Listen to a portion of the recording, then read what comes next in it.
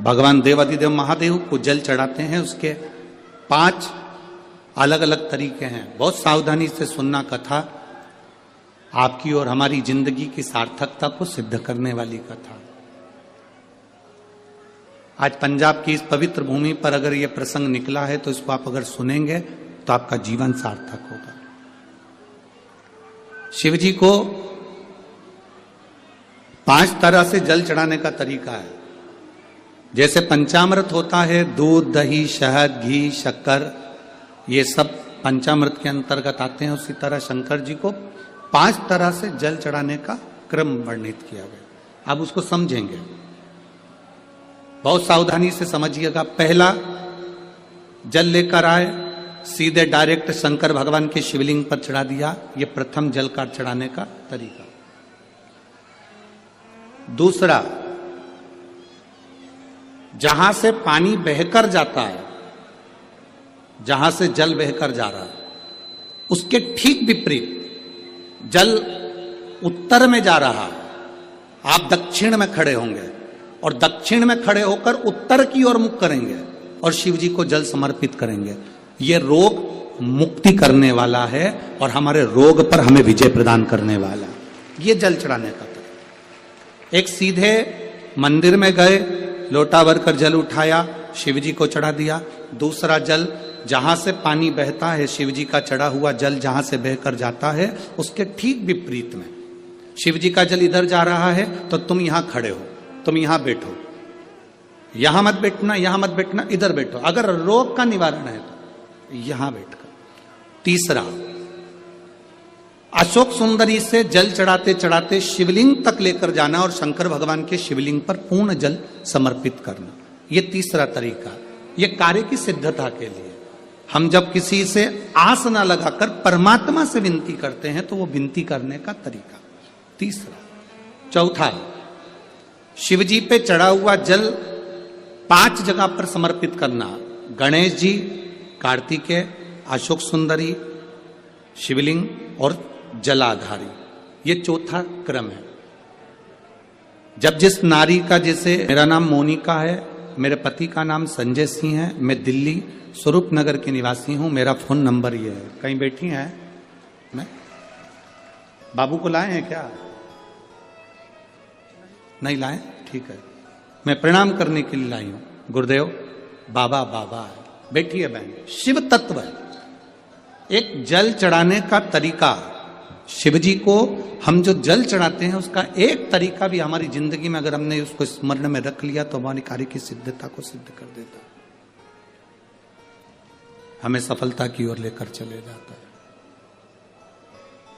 सीधे जल चढ़ाना, दक्षिण में बैठकर उत्तर की ओर मुख कर कर जल चढ़ाना, अशोक सुंदरी से लेकर शिवलिंग तक जल चढ़ाना, 5 स्थान पर गणेश, कार्तिकेय, अशोक सुंदरी, जलाधारी, शिवलिंग पर जल चढ़ाना 5 स्थान पर।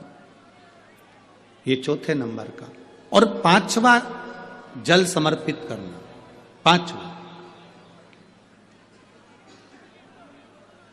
5वें नंबर का जो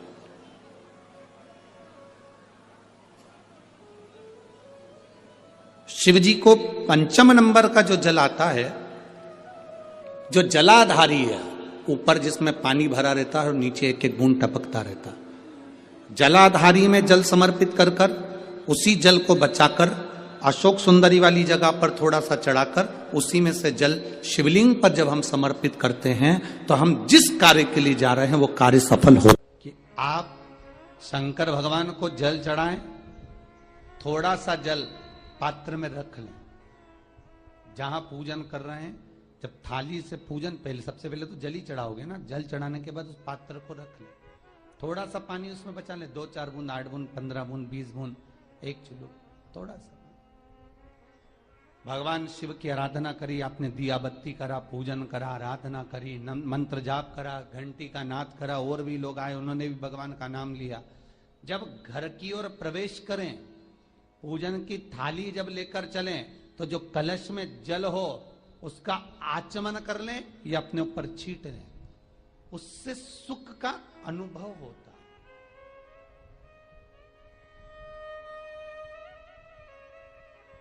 स्कंद पुराण कहती है मनुष्य के जीवन के दुख को समाप्त करने में जल की परिभाषा प्रबल है। फिर निवेदन करूंगा, कहीं जाकर मत रोइए, कहीं जाकर मत कहिए कि आपको तकलीफ क्या है। ना रिश्तेदारों से, ना नातेदारों से, ना कुटुंब से, ना कबीले से, ना अपनों से, किसी से नहीं कहना कि दुख क्या है। बस इतना करना कि किसी मंदिर में अगर पूजन करने जा रहे हो, आप जिस पाठ को कर रहे हो, जो पाठ आप करते हो, हमें ये भी नहीं कहना कि तुम शंकर का पाठ करो, हम तो ये भी नहीं कहेंगे कि शिव कवच करो, हम ये भी नहीं कहेंगे कि तुम हम बताएं वो वाला पाठ करो। तुम तो जो पाठ करते हो, तुम जो स्मरण करते हो, जो तुम मंत्र जाप करते हो, जो तुम नाम जाप करते हो, तुम्हारी मर्जी, तुम जो जपते हो, बस उस जप के समय पर कटोरी में, गिलास में, तांबे के पात्र में, पंचपात्र में जल हो और उस जल का आचमन, उस जल का सींचन दुकान पर, घर पर रोज करना प्रारंभ कर दो। आधे से ज्यादा तुम्हारी तकलीफ, आधे से ज्यादा तुम्हारा कर्जा, आधे से ज्यादा तुम्हारा दुख तो भगवान यूं ही समाप्त कर देगा, यूं ही।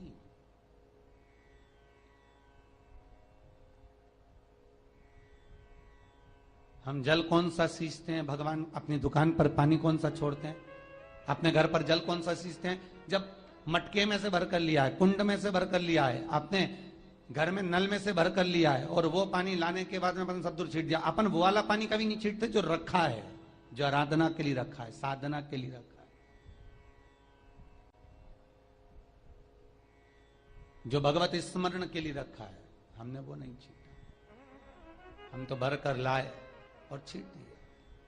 अरे भाई, बहुत दुख है, बहुत तकलीफ है, बहुत कष्ट है, कहीं मत भटको। जिससे तुम्हारी अच्छी पटे उसका स्मरण कर कर, उसका भजन कर कर, उसका कीर्तन कर कर, उसका नाम जाप कर कर। हम तो ये भी कहते हैं कि तुम जो भजन कर सकते हो, तुम जो स्मरण कर सकते हो, तुम्हारी चित्तवृत्ति में जो आता हो तुम वो करना। हम भी बताएं तो भी मत करना। तुम्हें अच्छा लगे तो करो, नहीं लगे तो तुम जो कर रहे हो बहुत अच्छा करो, तुम उसको जो। ये जो शंकर जी के ऊपर जो जलाधारी रहती है, जिसमें से बूंद बूंद पानी गिरता है, इस जलाधारी में एक लोटा पानी जो हम चढ़ाते हैं और शंकर जी के ऊपर एक एक बूंद जो पानी गिरता है, उस पानी का पुण्य, शास्त्र कहता है श्रावण के महीने में कांवड़ ले जाकर गंगा का जल शिव को समर्पित करना, गंगोत्री से जल लाकर रामेश्वर को समर्पित करना, उससे 1000 गुना पुण्य जलाधारी ने एक लोटा पानी डालकर बूंद बूंद शंकर पे चढ़ाने के बराबर हो जाता है। उससे 1000 गुना पुण्य उस फल का प्राप्त हो जाता, 1000 गुना पुण्य। तो महाराज, सारे तीर्थ धाम आपके चरणों में, हे भोलेनाथ प्रणाम आपके। जब सारे तीर्थ, सारे धाम, सारे पुण्य, सब कुछ यही, कितना सुंदर लिखा कि आप किसी तीर्थ में नहीं जा सकते, आप सारे सरोवर में नहीं जा सकते, आप किसी नदी तालाब का स्नान नहीं कर सकते, तो शिव महापुराण में जाकर बैठ जाइए। क्यों? क्योंकि सारे तीर्थ, सारी नदियां, सारे तालाब, सारे सरोवर, सब कुछ शंकर की कथा में आकर बैठ जाते हैं। जहां तुम बैठे हो वहां सारे तीर्थ विराजमान है, सारे तीर्थ वहां पर है, आपको कहीं नहीं जाना, यही स्नान। कहां गंगा नहाने जाओ? अब वो भगवान जब विनायक का सिर कट गया, माता पार्वती जब जिस पुतले को तैयार करी थी विनायक को, तो उसका सिर किसने काटा था? शंकर भगवान ने। तो पार्वती ने तुरंत भगवान शंकर से कहा, अगर मेरा बेटा जीवित नहीं होगा पूरी पृथ्वी को तोड़ दूंगी। भगवान ने जोड़ दिया, सुनी ना कथा, जोड़ दिया। गणेश जी जन्म ले लिए, हाथी का मुंह लगा दिया। एक दिन पार्वती जी ने बोला, प्रभु प्रभु, शंकर जी बोले बोल। प्रभु, बेटा मर गया था तो मैंने गंगा जी से कहा था कि तुझे 1.25 लाख दीप का दान दूंगी अगर मेरा बेटा जिंदा हो जाएगा। मेरा बेटा जीवित हो गया, मैं 1.25 लाख आटे के दिए बनाई हूं, चलो अपन छोड़ते। पार्वती जी बोली, कौन कौन? एक अपनी पत्नी, एक अपने पड़ोसी और एक अपना पुत्र, अच्छे से अच्छा विद्वान, कोई महाविद्वान से विद्वान भी होगा तो अपनी पत्नी को नहीं समझा सकता, उसको कितने भी समझा लो वो। पति बोले कि देख कल एकादशी है, कितना भी बड़ा विद्वान पंडित होगा वो भी कहेगा ना कल पत्नी से कि कल एकादशी है, तो पत्नी नहीं करेगी जब तक वो 2-3 को फोन लगा के नहीं पूछ ले तू कब कर रही।